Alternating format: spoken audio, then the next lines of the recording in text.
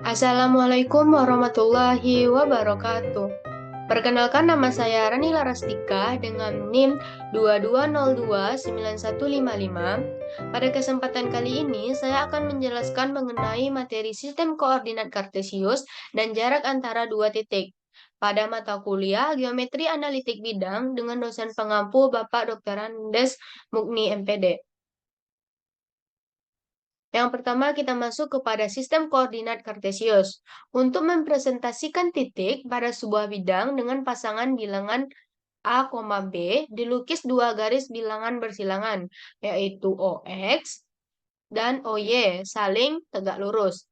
Garis OX disebut dengan sumbu X dan garis OY disebut dengan sumbu Y. Dua garis yang bersilangan itu disebut dengan sumbu koordinat. Lanjut. Jika A adalah koordinat Px pada sumbu X dan B adalah koordinat Py pada sumbu Y, maka P dipresentasikan dengan A, B atau titik P, A, B. Dengan A disebut koordinat X atau absis dari P dan B disebut koordinat Y atau ordinat dari P. Selanjutnya, sumbu-sumbu koordinat memisahkan bidang ke dalam 4 daerah yang disebut dengan kuadran.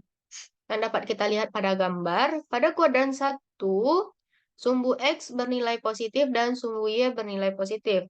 Dan pada kuadran kedua, sumbu X bernilai negatif dan sumbu Y bernilai positif. Dan pada kuadran ketiga, sumbu X dan Y bernilai negatif. Dan pada kuadran keempat, sumbu X bernilai positif dan sumbu Y bernilai negatif. Koordinat titik-titik yang ditentukan dengan cara ini seringkali dikenal sebagai koordinat kartesius. Baik, selanjutnya kita masuk kepada contoh soal.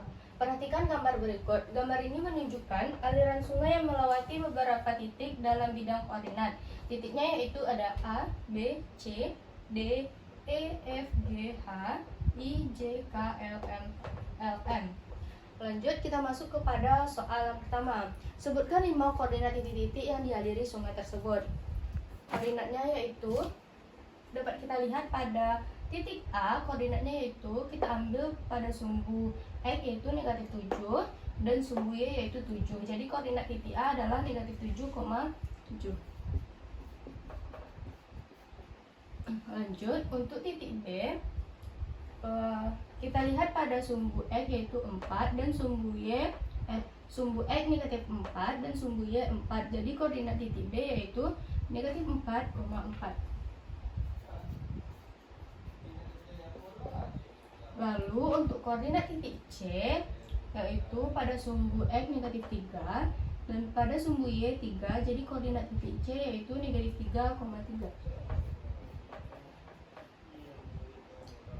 Selanjutnya untuk titik D, kita lihat pada sumbu X terdapat di titik 0 dan di sumbu Y terdapat di 2. Jadi koordinat untuk titik D yaitu 0,2. Selanjutnya kita akan mengambil di L. Dapat kita lihat pada sumbu X negatif 5, pada sumbu Y negatif 5. Jadi koordinat titik L negatif 5, negatif 5. Untuk soal yang kedua, sebutkan titik-titik yang melewati aliran sungai yang berada pada kuadran 1, 2, 3, dan 4. Pada materi sebelumnya, kita sudah mempelajari kuadran pada koordinat kartesius. Yang pertama yaitu di sini kuadran 1, kuadran 2, kuadran 3, kuadran 4. Untuk kuadran 1 ada titik EFG. Untuk kuadran 2 ada titik ABC. Untuk kuadran 3 ada titik KLM. Untuk kuadran 4 yaitu ada titik IJ. Kenapa titik D tidak termasuk kepada kuadran 1 dan kuadran 2? Karena titik D tepat pada sumbu Y. Begitu juga dengan titik H, karena titik H tepat di sumbu X. Lanjut, sebutkan soal yang ketiga, sebutkan koordinat titik A, B, C, D terhadap titik G. Langkah yang pertama, kita mencari koordinat titik A, yaitu negatif 7,7, dan koordinat titik B 6,2.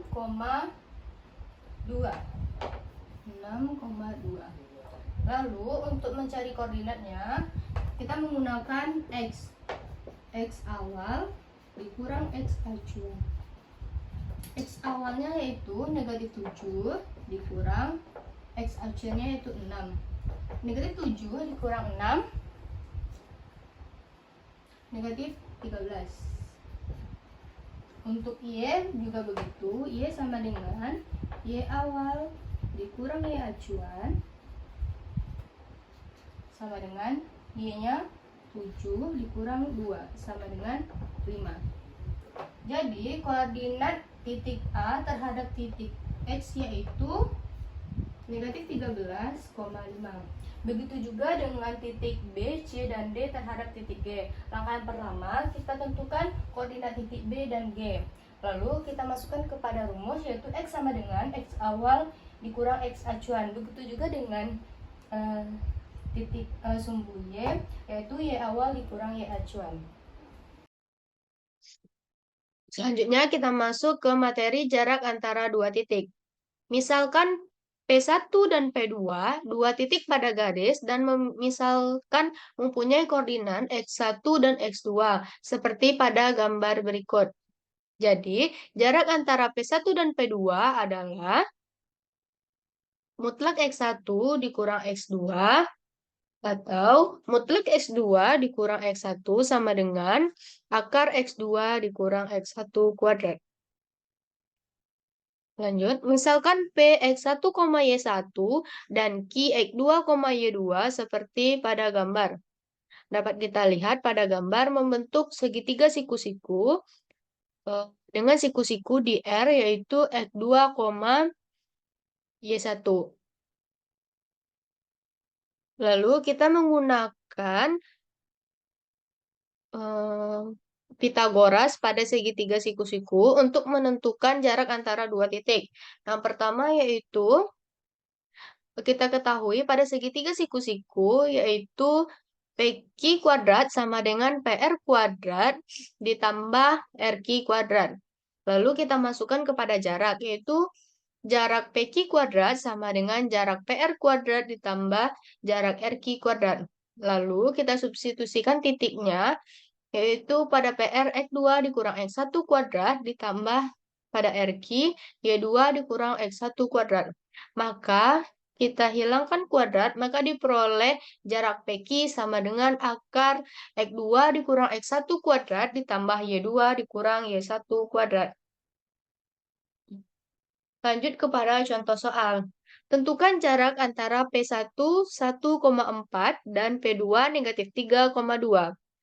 Sudah kita ketahui jarak antara dua titik yaitu tadi akar X2 dikurang X1 kuadrat ditambah Y2 dikurang Y1 kuadrat. P1 kita misalkan dengan X1, Y1 dan P2 X2, Y2. Lalu kita substitusikan kepada rumus yaitu akar negatif 3 dikurang 1 kuadrat ditambah 2 dikurang 4 kuadrat sama dengan negatif 3 dikurang 1 negatif 4, 2 dikurang 4 negatif 2, negatif 4 dikuadratkan 16 ditambah negatif 2 dikuadratkan 4, 16 ditambah 4 sama dengan 20. Jadi didapat akar 20, lalu kita sederhanakan menjadi 2 akar 5.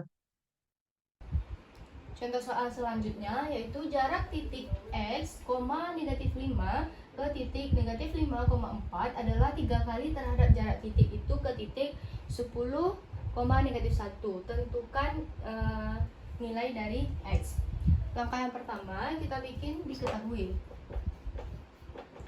Kita misalkan titik ini jadi A, X, negatif 5 yaitu X1, Y1. Untuk titik ini, titik B, negatif 5,4 yaitu X2 dikurang X2, Y2. Kalau untuk titik C 10, negatif 1 yaitu X3, Y3. Yang ditanya jarak titik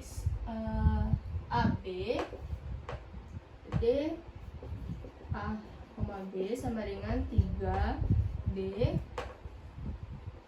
AC.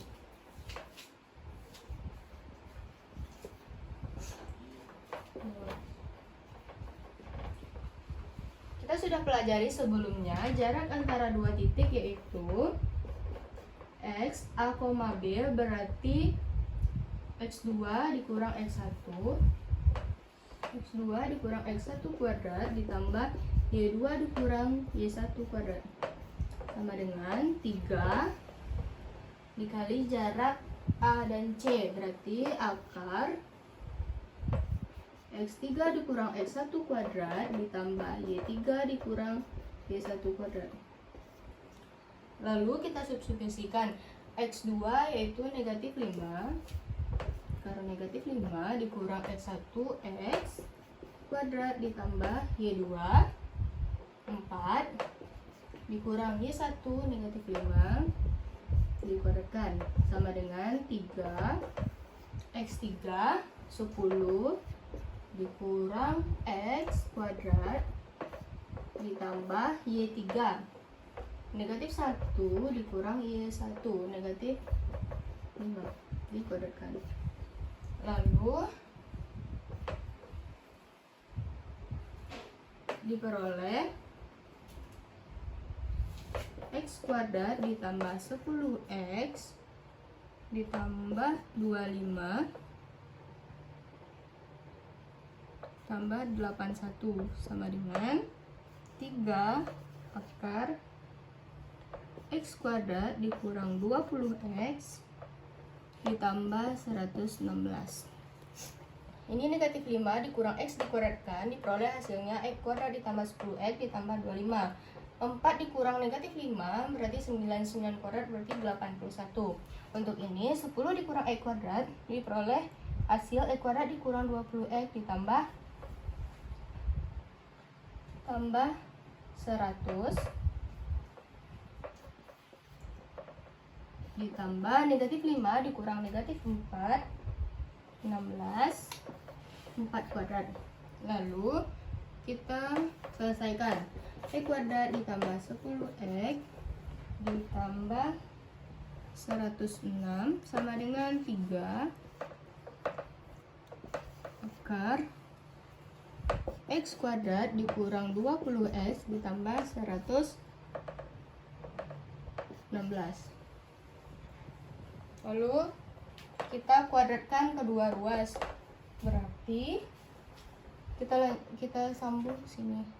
X kuadrat ditambah 10X ditambah 106 sama dengan, ini dikuadratkan berarti 3 dikuadratkan 9 dikali X kuadrat dikurang 20X ditambah 116. Lalu X kuadrat ditambah 10X ditambah 106 sama dengan 9X kuadrat dikurang 180X ditambah 1044. Lalu kita pindahkan ruas kanan ke ruas kiri. 8X kuadrat dikurang 190X ditambah 938 sama dengan 0. Berarti kita kecilkan, sama-sama kita bagi dengan 4. Dibagi dengan 2. Berarti 4X kuadrat dikurang 95X ditambah 469X. Maka didapat 4X dikurang 67 X dikurang 7 sama dengan 0. Untuk X ini didapat hasilnya 67 per 4. Ini X sama dengan 7. Jadi kita peroleh nilai X nya ada 2, yaitu X sama dengan 67 per 4 dan X sama dengan 7. Lanjut, kita masuk ke materi rasio pembagian segmen garis. Misalkan, diketahui titik P membagi segmen garis AB atas perbandingan M banding N, yaitu AP per PB sama dengan M per N. Rasio MN disebut dengan rasio pembagian, titik P disebut dengan titik pembagi, dan P dikatakan membagi segmen AB secara internal atau eksternal, bergantung apakah P terletak antara A dan B atau di luar segmen garis AB. dapat kita perhatikan pada gambar. Pada gambar yang pertama, P membagi segmen garis AB di tengah-tengah dengan AP per PB besar sama 0 kecil tak hingga. Untuk gambar kedua, titik P membagi segmen AB di sebelah kiri. Jadi, AP per PB besar sama negatif 1 kecil 0. Dan yang terakhir, gambar yang terakhir, titik P membagi segmen AB di sebelah kanan atau di positif yaitu dengan AP per PB besar sama negatif tak hingga kecil negatif 1. Lalu, jika koordinat titik A dan B diketahui, dan juga rasio pembagi diketahui, maka koordinat titik P dapat dicari. Pada gambar di samping, misalkan diketahui titik A yaitu X1, Y1, dan titik B X2, Y2, dan titik P XP, YP membagi segmen garis AB sedemikian hingga terdapat perbandingan AP per PB sama dengan M banding N. Berdasarkan sifat kesebangunan segitiga, A aksen AB dengan P aksen AP, maka diperoleh perbandingan AP banding AB, P aksen P sama dengan A aksen B sama dengan M banding M ditambah N. Sedangkan P aksen P sama dengan XP dikurang X1 dan aksen B sama dengan X2 dikurang X1, sehingga perbandingan menjadi XP dikurang X1 per X2 dikurang X1 sama dengan M per M ditambah N. Dengan menyelesaikan persamaan untuk XP diperoleh XP sama dengan MX2 ditambah NX1 per M ditambah N. Dengan cara yang sama, dapat ditunjukkan juga untuk YP sama dengan MY2 ditambah NY1 per M ditambah N. Lanjut, jika M sama dengan N, maka AP banding PB sama dengan M banding N. Dan M banding M sama dengan 1 banding 1, maka titik P menjadi titik tengah garis AB. Dengan P, XP, YP dapat dirumuskan menjadi X1 ditambah X2 per 2, Y1 ditambah Y2 per 2, karena memiliki perbandingan yang sama. Masuk kita kepada contoh soal. Tentukan koordinat titik yang membagi segmen dari titik negatif 6,2 ke titik 4,7. Dengan yang pertama, dengan rasio 2 banding 3. Dengan menggunakan rumus pada yang tadi yang kita peroleh, maka XP yaitu M dikali X2 ditambah N dikali X1 per M ditambah N. Lalu kita substitusikan menjadi XP sama dengan 2 dikali 4 ditambah 3 dikali negatif 6 per 2 ditambah 3. Maka didapat hasilnya yaitu negatif 2. Begitu juga dengan YP, yaitu M dikali Y2 ditambah N dikali Y1 per M ditambah N. Maka kita substitusikan kepada rumus, didapat YP sama dengan 2 dikali 7 ditambah 3 dikali 2 per 3 per 2 ditambah 3. Maka diperoleh hasil dari YP sama dengan 4. Maka dapat diperoleh koordinat titik yang membagi dari segmen tersebut yaitu negatif 2,4. Untuk yang kedua, dengan rasio negatif 7,2, dengan cara yang sama, kita substitusikan ke rumus, maka didapat XP sama dengan negatif 7 dikali 4 ditambah 2 dikali negatif 6 per negatif 7 ditambah 2, maka didapat hasil XP sama dengan 8. Untuk YP, negatif 7 dikali 7 ditambah 2 dikali 2 per negatif 7 ditambah 2, maka didapat hasil dari YP sama dengan 9. Maka didapat koordinat titik yang membagi segmen dari titik tersebut, yaitu 8,9. Sekian dari penjelasan materi saya. Jika ada kekurangan dan kesalahan, mohon dimaafkan. Terima kasih. Assalamualaikum warahmatullahi wabarakatuh.